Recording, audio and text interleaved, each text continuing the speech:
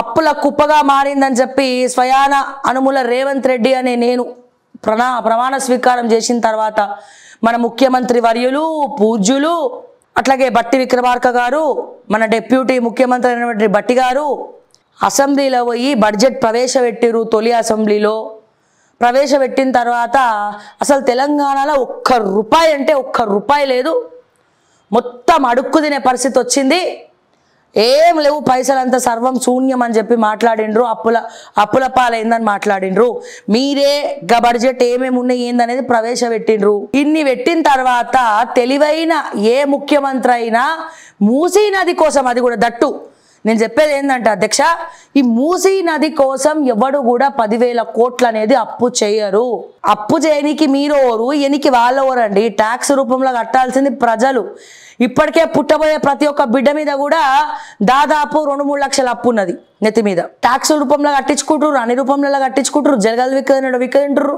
పోనీ ఆ సంక్షేమ పథకాలన్నా చక్కగా వస్తున్నాయి అంటే గది చూస్తే నేను ఎక్కడ కూడా వస్తలేవు.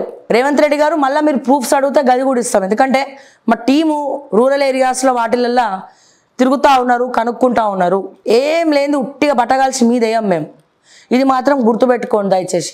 ఉన్న ఏవైతే ఎలక్షన్ టైంలో 7,000 కోట్ల రూపాయలు రైతు బంధు కోసం పెట్టిండ్రో, హరీష్ రావు ట్రింగ్ డ్రింగ్ డ్రింగ్ అన్నారు, అది రింగ రోజు ఆడుకుంటా గట్టే పోయింది అని చెప్పి ఎలక్షన్ కమిషన్ బ్లాక్ చేసి పడేసింది. ఇయ్యొద్దు, ఎలక్షన్స్ అయినాకనే ఇయ్యాలని చెప్పి. ఎలక్షన్స్ అయిపోయి 7 నెలలు అవుతా ఉంది. ఆ 7,000 కోట్లు మీ క్యాబినెట్లో ఉన్నటువంటి ఒక మంత్రికి, మంత్రి గారి గత ప్రభుత్వంలో ఆపేసినటువంటి బిల్లులు, మంత్రి గారి కంపెనీలకు అండ్ అట్లనే ఒక ఎమ్మెల్యే గారి కంపెనీలకు ఆపేసినటువంటి కాంట్రాక్ట్ బిల్లులు వాళ్ళిద్దరికి చెరుసగం పంచారు. ఎందుకయ్యా అంటే ఆ మంత్రి గారట ఎలక్షన్లో ఖర్చు పెట్టుకున్నట్ట. ఎవరి కోసం ఖర్చు పెట్టినవయ్యా? నువ్వు మంత్రి గారికి ఖర్చు పెట్టినవు, నీ సెల్ఫ్ రెస్పెక్ట్ కోసం ఖర్చు పెట్టినవు, మంది కోసం ఖర్చు పెట్టలే కదా, ప్రజల కోసం ఖర్చు పెట్టలే కదా, ఎవరి కోసం ఖర్చు పెట్టినవు.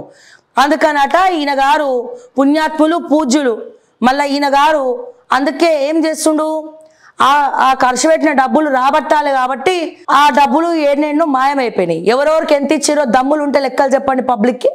ఆ 7,000 కోట్ల రూపాయలు ఎలక్షన్స్ టైంలో రైతు బంధు కోసం జమ చేసినటువంటి పైసలు లెక్కలు తీయండి సార్. ఎవరెవరికి ఎంత ఇచ్చిర్రు, ఎవరెవరికి ఎంత ఖర్చు పెట్టిర్రు, నిజంగానే ఆ డబ్బులు దేనికోసం ఖర్చు పెట్టిర్రు అనేది క్లియర్గా ఇచ్చిర్రు అనుకోండి. మీరు ఒక ప్రెస్ మీట్ పెట్టి చెప్తే మాలాంటి వాళ్ళం అడగం, మాలాంటి వాళ్ళం అడగము, మాతో మాటలు పడాల్సినటువంటి అవసరం కూడా మీకు లేదు. ఇకపోతే ఇక ఈ వార్త విన్నప్పటి నుంచి మా తెలంగాణ ప్రజలలో వీక్ హార్ట్స్, ఎవరైతే చాలా వీక్ గుండెలు ఉన్నాయో, వీక్ హార్ట్స్ ఉన్నాయో వాళ్ళందరికి కూడా భయం పట్టుకుందంట. అమ్మా, ఈ 10,000 కోట్లు మూసీ నది ప్రక్షాళన కోసమా? పోను కదా ఇప్పుడు ఎంబడే అయ్యే ముషట. ఈ ప్రక్షాళన 5 ఏళ్ళ జరుగుతూనే ఉంటుంది, ఎలక్షన్స్ అయ్యే వరకు జరుగుతూనే ఉంటుంది. మళ్ళీ ఎలక్షన్స్ అయిపోయినాక కొత్త ప్రభుత్వం వచ్చినా మళ్ళీ జరుగుతూనే ఉంటుంది. మూసీ నది ప్రక్షాళన అనేది అసాధ్యమైనటువంటిది.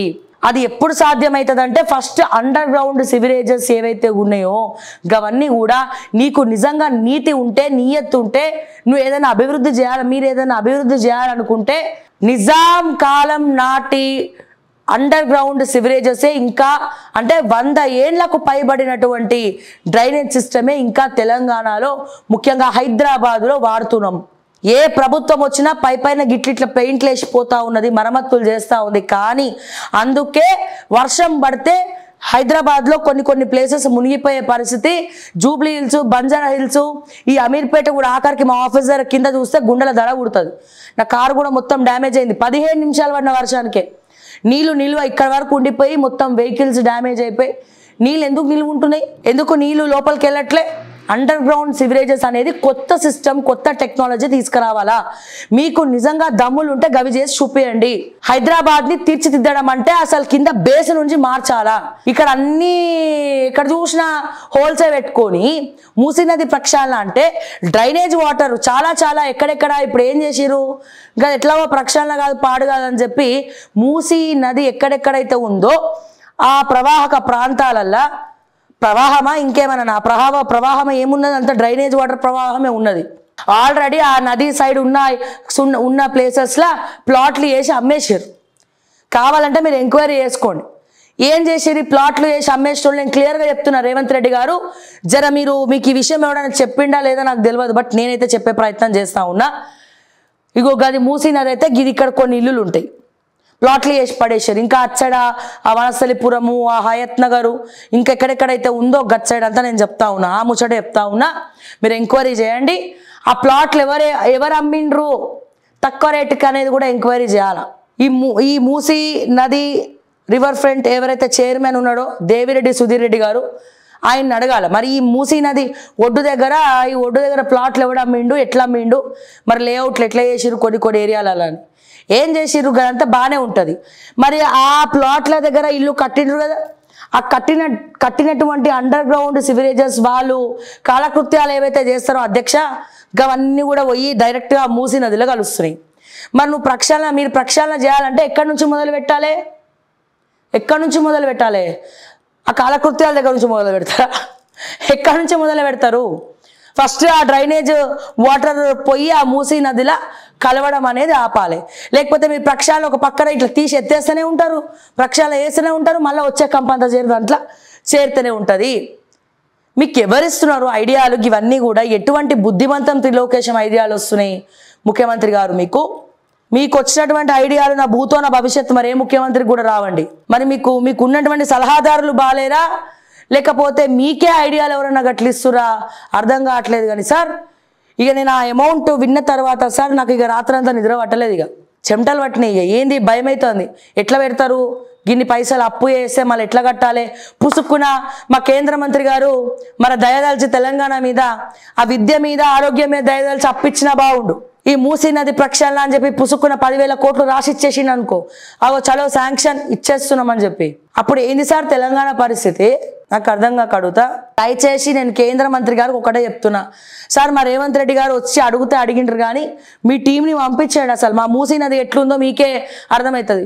ముక్కులు మూసుకొని మళ్ళా ఈ చెయ్యి కూడా తీయకుండా పారిపోతారు ఢిల్లీకి. మీరు ఎంక్వైరీ చేసుకోండి అసలు అందులో ఎట్లా వచ్చి చేరుతుంది డ్రైనేజ్ మొత్తం.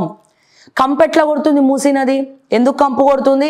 డ్రైనేజ్ పైప్ లైన్స్ అన్నీ కూడా దాదాపు మొత్తం అన్నీ కూడా పొయ్యి ఆ మూసీ నదిలోనే పేరుకపోతాయి, అన్నీ పోయి అందులోనే కలుస్తాయి. మరి కలిసినప్పుడు ఎక్కడి నుంచి ప్రక్షాళన చేయాలి? ప్రతి ఇంటిని కూడా కులగొట్టి ఆ డ్రైనేజ్ సివరేజెస్ అన్నీ కూడా బద్దలు కొడతారా? ఏం చేస్తారో, ఎట్లా చేస్తారో ప్రజల అనుమతి లేకుండా చేస్తే మాత్రం ఎవరు ఒప్పుకోరు. దయచేసి ఈ 10,000 కోట్ల ముచ్చట వినగానే తెలంగాణ ప్రజలకట చాలామంది, అంటే ఎవరైతే చదువుకున్న వాళ్ళు, అసలు ఆ డెప్త్ అర్థమైన వాళ్ళు ఎవరు కూడా నిద్ర పడతలేదట. దయచేసి మరి ఈ విషయంలో ప్రశ్నించే గొంతుకలు మాట్లాడాలి. మా తీన్మార్ మల్లన్న లాంటి వాళ్ళు మా ముఖ్యమంత్రి గారికి పోయి చెప్పండి దయచేసి, మా రేవంత్ అన్నకు పోయి చెప్పండి దయచేసి. రేవంత్ రెడ్డి గారు మీరు చేస్తుంది తప్పండి. 10,000 కోట్లు మన తెలంగాణకు పెద్ద ముప్పండి. ఆ ముక్కు మూసుకొని పక్కకెళ్ళి ఆ మూసీ నదికెళ్ళి పక్కకెళ్ళి పోతే అయిపోతుందండి. కొన్ని రోజులు ఎప్పుడైతే తెలంగాణ అప్పు చేయడం మానేస్తుందో గప్పుడు చేయండి మొత్తం. అసలు ఏమంటున్నా అది ఇంపార్టెంట్ కాదంటలేను, ఇంపార్టెంటే. కానీ ఎప్పుడు అసలైన బేస్ ప్రాబ్లం వదిలేసి చాలా ప్రాబ్లమ్స్ ఉన్నాయి తెలంగాణలో. మన తెలంగాణలో చాలా ప్రాబ్లమ్స్ ఉన్నాయి. ఈ ప్రాబ్లంలన్నీ వదిలేసి పోయి మూసీ నది ప్రక్షాళన చేస్తామంటే నీకు విద్యార్థులు కనబడతలేరా? ఇక్కడ గవర్నమెంట్ స్కూళ్ళలో విద్యార్థులు కనబడతలేరా? మీకు ఎవరు కనబడతలేరా? వాళ్ళు ఇంపార్టెంట్ అనిపిస్తలేదా రేవంత్ రెడ్డి గారు? వాళ్ళు ఎవరు కూడా ఇంపార్టెంట్ అనిపిస్తలేరా మీకు ఏది ఇంపార్టెంట్? రాజకీయ నాయకులకి వచ్చిన బాధే గది. ఏది ఇంపార్టెంటో తెలియదు, ఏది అన్ఇంపార్టెంటో తెలియదు. చదువుకోనోడు వచ్చేసి మొత్తం రాజకీయం చేస్తామంటారు. పోయి వాళ్ళు ఎవరైనా సలహాదారులు చెప్పింది తింటారా? పోనీ సలహాదారులైనా చదివినో లేదో తెలియదు ఇక్కడ ఇప్పుడున్నటువంటి పరిస్థితిలో. మరి మా శ్రీధర్ బాబు గారు లాంటి వాళ్ళని చెప్పాలి కదా, బట్టి గారు చెప్పాలి కదా, మరి వాళ్ళకి ఐడియా ఉంది కదా ఎట్లా ఉంది ఏందనేది. ఇప్పుడున్నటువంటి పరిస్థితిలో కొంచెమన్నా ఆలోచించాలి. అప్పుడప్పుడు అనిపిస్తూ ఉంటుంది చిన్న మెదడు చితికితే గిట్లాంటి ఆలోచనలే వస్తాయని చెప్పి.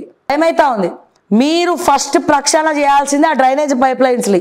తెలంగాణ హైదరాబాద్లో ఉన్నటువంటి అండర్ గ్రౌండ్ సివరేజెస్ని కొత్త టెక్నాలజీ తోటి మొత్తం ఏర్పాటు చేయాలి. ఎందుకంటే 150 సంవత్సరాల కిందట నిజాం పరిపాలనలో ఉన్నప్పుడు వాళ్ళు కట్టినటువంటి అండర్ గ్రౌండ్ సివరేజెస్ అవి మురిగినంత కాలం మూసీ నది మురుగుతూనే ఉంటుంది.